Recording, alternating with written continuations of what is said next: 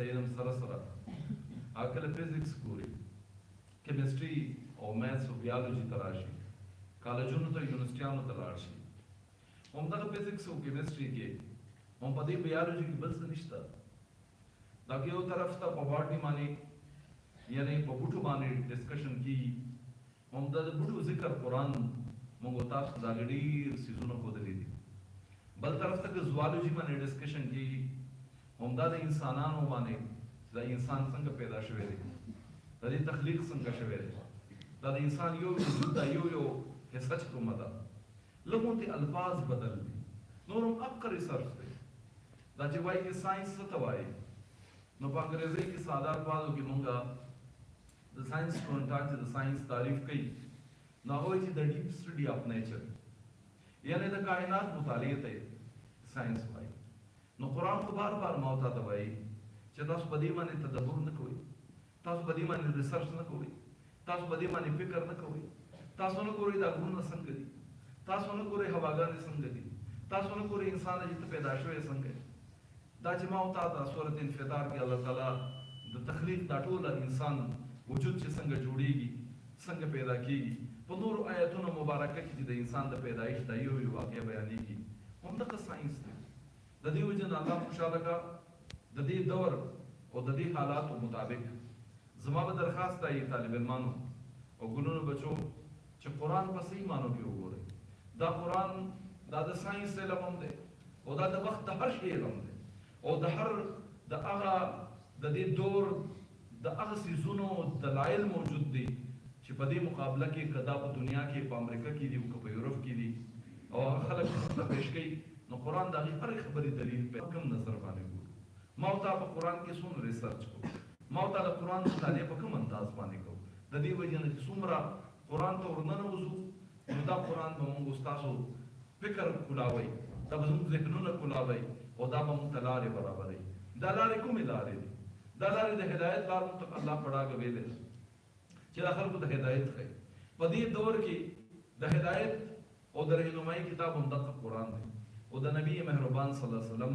ژوند زما استاد لپاره ماډل او نمونه دی په دې وجه نه وخت ډېر مختصر دی څنګه چې مولانا وی چې دا دور ډېر زیات نږدې دی نن هفته او د ورځې پته نه لګي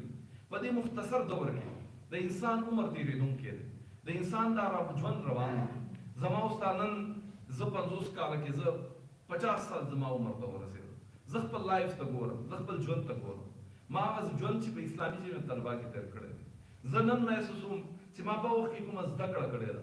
ما په وخت کې چې لږ ډېر کومه مطالعه کړې ده ما لږ هغه وخت کې چې کوم د قرآن سره نږدې پاتې شوی ما په هغه وخت کې چې لږ په شبداریانو سټډي سرکلو کې کېناستلی ما په هغه دور کې چې زه چېرته اجتماعاتو کې ناسته کړې ده په هغه دور کې چې ما لږ ډېر څه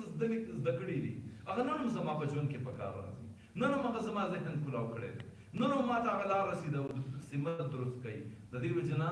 زه ګرانو او ګلونو بچو ته ورونو ته ویل غواړم چې تاسو خوش قسمته خلک یې چې د الله په کور کې راجمع شوي د الله د کور کې دلته تاسو د قرآن او د الله د نبي د ژوند هغه یو حالت تاسو ته بیانېږي د دې وجې نه د جمعیت العربیه په دې صالح قیادت لاندې په دې اجتماعیت کې وخت تېرول دا د ښه خلکو کار دی او دې نه زده کړه کېږي د دې وجې نه په دې کې بور کېږئ مه په دې کې د خوب تاسو در نه شي په دې کې د تنګ تاسو نه شئ دې مواقعونه فایدې اوچتې کوي د دې وجې نه زما به درخواست همدا وي تاسو ته ژوند الله درکوي تاسو ته زندگی الله درکوي نو تاسو ته په ژوند کې بیا سہولتونه وي هغه سہولتونه به صحیح ستاسو سمت به درست دي ستاسو به لاره تاسو ته کلیري تاسو ویژن به صفایي تاسو به منزل ته د رسېدو دپاره تاسو په لاس کې به دلایل وي تاسو به د قرآن او د حدیث علم وي د دې وجې نه د وخت د هغه مقابلې دپاره ځان تیارول او ځان تیارول دپاره ځان سره علم د قرآن او حدیث اخیستل دا د یو تکړه بچي او دا د یو تکړه عالم او دا د یو د وخت ضرورت ده د دې وجې نه موږ سره مقابله ده موږ دنیا لپاره چیلنج یو او قرآن او حدیث چې دي دا د دنیا لپاره یو بهترین دلیل دی خو د هر سړی نشي کولی قرآن او حدیث نه سره خبر نشي کوله د لپاره مونږ په دې قرآن کې هم ګهرا مطالعه کو، مونږ په دې ریسرچ کو، مونږ په دې سټډي کو، مونږ به هر تفسیر ته ځو او د دې د هر ټکی نه وګورو چې الله تعالی د دې د قرآن د دې نزول چې کړي د دې مقصد شاته سو. بیا د نبی مهربان صلی الله علیه وسلم زندگی دا کومه ته زده کړو نو ما او تا بس همت برابرې چې نبی مهربان صلی الله علیه وسلم د دنیا ته کوم مقصد لپاره الله ولېږلو. نو موږ او تاسو په ویژن کلیئري چې د انسان د پیدایش اصل مقصد څه دی، دا د رب د بندګۍ اصل مقصد